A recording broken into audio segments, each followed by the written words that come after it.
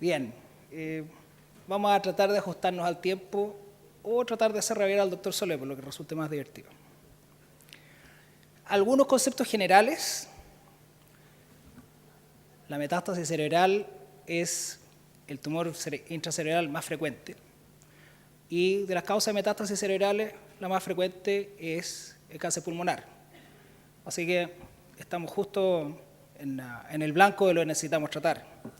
La inmensa mayoría de las metástasis son supratentoriales. Me interesa un poco la distribución porque la distribución de las metástasis va a incidir en la localización de la radioterapia o de la radiocirugía y va a incidir en la morbilidad de los tratamientos, que en la medida que nuestros pacientes viven más, la morbilidad de los tratamientos que hacemos se hace cada vez más importante y le podemos hacer cada vez menos el quite, digamos, cuando estamos planificando un tratamiento de radioterapia o un tratamiento de radiocirugía. Y la parte del cerebro que más nos importa es el hipocampo, que hasta donde hemos podido estudiar es la región que más se asocia con la morbilidad cognitiva, específicamente de la radioterapia cerebral o la radioterapia de céfalo total, que era la que solíamos indicar durante años de años. Aquí está la tradición de la radioterapia y en esta tradición me crié yo y con esta tradición me alimenté durante como 10 o 15 años después de haber terminado la residencia, bueno, como 10 años en realidad.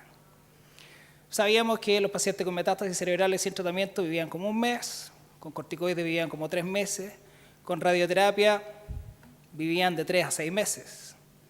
Y de alguna manera el estándar de tratamiento para los pacientes con metástasis cerebrales se convirtió en hacer radioterapia a todo el encéfalo. Y las dosis se fijaron en 30 Gray en 10 fracciones. Y una vez que uno adquiere un hábito, el hábito es tremendamente difícil de abandonar. Si el hábito fuera fácil de abandonar, no estaríamos tratando a la mayoría de los pacientes con cáncer de pulmón que tratamos.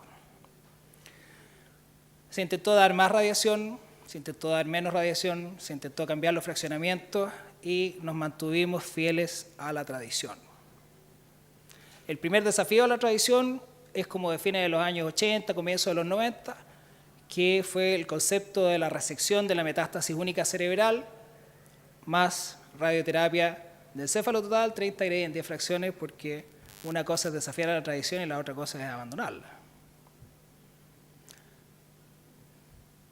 Pensemos. Este es el estudio que estableció las dosis convencionales de radiación que se usaron por más de 30 años. Comparamos 20 Gray en una semana, 30 Gray en 2 semanas, 40 Gray en 3 semanas y vimos que las curvas de sobrevida eran más o menos igual y hechas todas las otras consideraciones que son de comodidad para el paciente, uso de máquina, reembolso por los tratamientos y cuantas otras cosas que se toman en cuenta al momento de diseñar o de establecer una recomendación de tratamiento de radioterapia. Entonces nos quedamos con los 30 Gray en 10 fracciones. Hasta que se pudo, le diría yo, estudiar a qué pacientes les podría ir mejor y a qué pacientes les podría ir peor. Es decir, la primera motivación sería encontrar un grupo de pacientes que fueran a beneficiarse extraordinariamente bien con la radioterapia o los pacientes a los que la radioterapia pudiera no servirles de nada. Y entonces ponerle más empeño a los pacientes que tienen relativamente buen pronóstico y ponerle menos empeño a los pacientes que no van a beneficiarse mucho del tratamiento y a los pacientes que no se beneficien del tratamiento, entonces uno los deja con mejor cuidado paliativo y a los otros son los pacientes en los que concentramos nuestros esfuerzos y mantenernos dentro de la radiación. Entonces la primera vez que salió algo publicado para decir, mira, cómo nos va a ir en el tratamiento de radioterapia de las metástasis cerebrales, ¿ya? El RTOG desarrolló este sistema de clase a través de un análisis estadístico, un conjunto de pacientes tratados, y encontramos cierto que había pacientes que iban a vivir 2 meses en promedio con radioterapia y pacientes que iban a vivir 7 meses en promedio con radioterapia. Así que ya identificamos una cohorte de pacientes, un grupo de pacientes a los que podemos omitir el tratamiento de radioterapia pensando que no vamos a agregarles ningún beneficio, y otros pacientes con los cuales vamos a empezar a alejarnos de la media o alejarnos del resultado tradicional del mal pronóstico.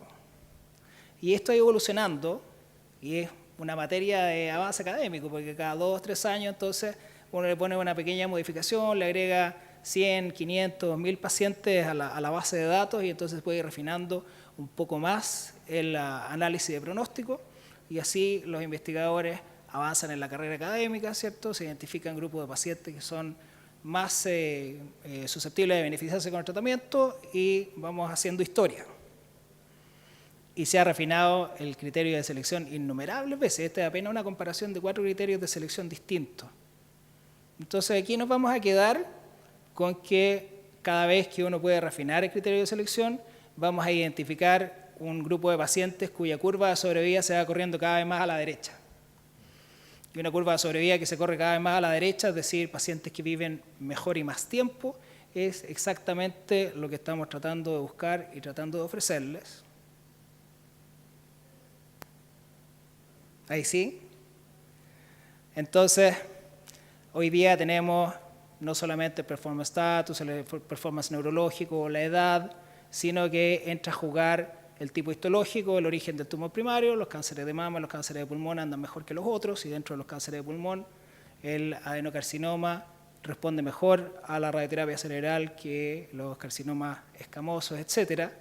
Y como hay factores moleculares que nuestros hermanos oncólogos médicos usan, ¿cierto?, para definir los tratamientos sistémicos, la quimioterapia o la inmunoterapia, lo que sea que van a ofrecerle a los pacientes, hemos visto que con los factores moleculares también uno tiene una manera de discriminar los pacientes que van a andar mejor con radioterapia.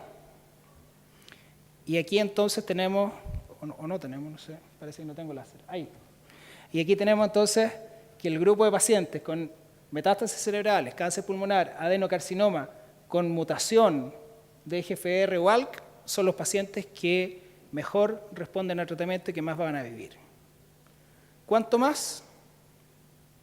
Promedios que están sobrepasando los 3 o 4 años. Y entonces, si volvemos a los criterios de selección, año 1997, con todas las modificaciones a los análisis recursivos del RTOG, vemos unas sobrevidas promedios que para algunos pacientes están acercándose a los 12 meses. Si miramos a los pacientes con metástasis de tumores primarios que no son adenocarcinomas, nuestras sobrevidas igual no son tan buenas.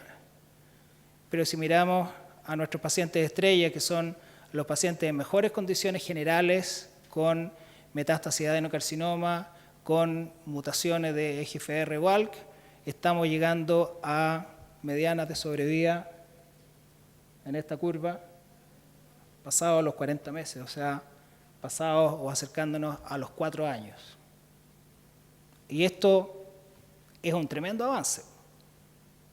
Hay un poco de fenómeno de Will Rogers, ¿cierto? Estamos seleccionando cada vez del grupo los pacientes que son mejores y que van a responder mejor, pero también tenemos un tratamiento que le vamos a ofrecer a estos pacientes que es cada vez un mejor tratamiento. Por lo tanto, hemos avanzado no solamente en escoger a los que van a ir bien, sino que además a esos pacientes tenemos algo que darle, que es lo que hace que les vaya bien.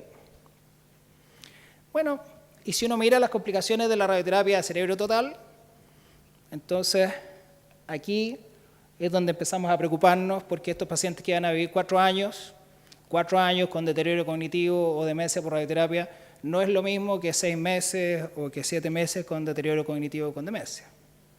Solíamos pensar o solíamos argumentarle a los neurólogos sobre todo que el paciente que se irradiaba que el paciente que se irradiaba cerebro total, que iba a vivir 6 o 7 meses, no iba a alcanzar a tener deterioro cognitivo, así que eso no importaba. Y me acuerdo de haber dicho eso yo mismo, ¿no? Me acuerdo de otros que están presentes aquí que dijeron las mismas cosas que yo, así que no crean que estoy solo en eso, ¿no? Pero resulta que entre los 2 y 6 meses, los pacientes que van a desarrollar deterioro cognitivo, entre los 2 y 6 meses ya 2/3 de los pacientes empiezan a manifestar el deterioro cognitivo. ¿Qué podemos hacer? Insistir en la radioterapia de céfalo total, o sea, seguir apegados lo más que se pueda a la tradición y proteger el hipocampo, lo cual puede que esté bien, lo hemos hecho, no es tan difícil, casi todos tenemos la tecnología para hacerlo. O uno podría cambiarse a la radiocirugía. ¿Por qué uno querría adoptar la radiocirugía? ¿O por qué uno querría quedarse con la radioterapia de céfalo total? Es que si no hago radioterapia de céfalo total, me van a aparecer metástasis nuevas.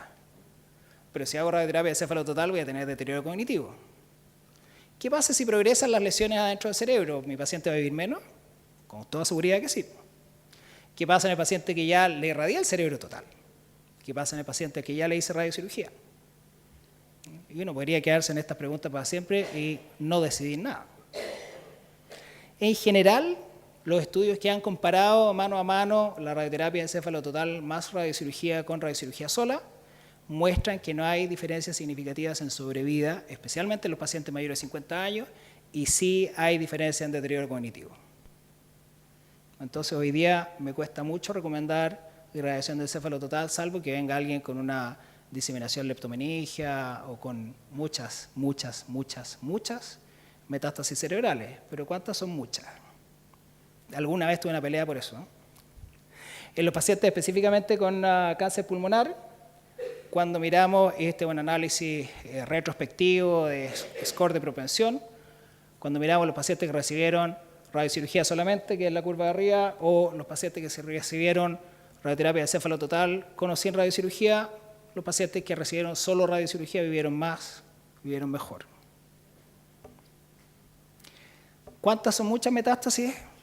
Alguna vez yo argumenté que la definición de muchas metástasis depende de la máquina que yo tenga para irradiar. Entonces, cuando hacíamos radiocirugía con cono y con acelerador lineal, que el doctor Solé me dejó hacerlo y me enseñó a hacer radiocirugía con cono y acelerador lineal, muchas metástasis eran 3. Con 2 metástasis ya salíamos a la 1 de la mañana y nos íbamos para la casa cabreados, entonces ya 3 metástasis eran muchas. Con un Gamma Knife 4C, como el que hay en Santiago, 4 metástasis son muchas metástasis también por el agotamiento del equipo tratante. Con un Gamma Knife Perfection, que es un equipo automatizado, muchas metástasis son 15 metástasis, porque hoy día traté a un paciente que tenía 15 metástasis en el Gamma Knife y ese paciente estuvo 4 horas dentro de la máquina. Claro que el paciente se quedó tratándose y yo me fui, ¿no? Con un acelerador lineal que tenga técnica de BMAT, RapidArc, o con un equipo Electa como el que uso en la Universidad Católica, muchas metástasis son como 25 metástasis, porque el tratamiento es cada vez más preciso, más rápido, más fácil de entregar y más automatizado. Y de hecho la gente que ha estudiado la diferencia entre irradiar hasta 4, hasta 8, hasta 10, más de 10 metástasis con radiocirugía sin irradiación de encéfalo total, no han logrado demostrar que hay un número específico de metástasis cerebrales en los cuales la radiocirugía ya pierde sentido. Y entonces uno se tiene que fijar en otras cosas y nos volvemos a fijar entonces en la noción del deterioro cognitivo. Es decir, hay un punto en que de tanto hacer la radiocirugía al cerebro, pierdo la ventaja, me quedan 2 minutos, de tanto hacer la radiocirugía al cerebro, pierdo la ventaja de la radiocirugía que vendría a ser la disminución del volumen de encéfalo normal irradiado, y entonces ahí tal vez el paciente estaría mejor servido con un tratamiento de radioterapia de cerebro total. En cáncer pulmonar hemos visto que mientras mejor estudiamos la biología del tumor, mejor hemos encontrado las maneras de definir pacientes de alto riesgo, mejor hemos encontrado las maneras de definir el mejor pronóstico. Por lo tanto, yo creo, por lo menos yo, pero esperaría que todos los radioterapeutas de la sala y los que no vinieron a esta reunión también, abandonemos el nihilismo terapéutico en los pacientes con metástasis cerebrales y que este entusiasmo, digamos, por ofrecerle a los pacientes que se van a beneficiar las terapias que son potencialmente curativas o las terapias que lo van a hacer. Doctor Vines, queda 1 minuto. Eso era lo que yo estaba esperando. Entonces, a los pacientes que les podamos ofrecer las terapias que son potencialmente curativas o las terapias que los van a hacer vivir 3 o 4 años, nosotros podamos contagiarle a los neurólogos, a los neurocirujanos, a los oncólogos médicos y a los internistas en general el entusiasmo por aplicar esos tratamientos y no simplemente el bajar los brazos y mandar a los pacientes para la casa al mejor cuidado paliativo. Muchas gracias. Me sobraron 30 segundos.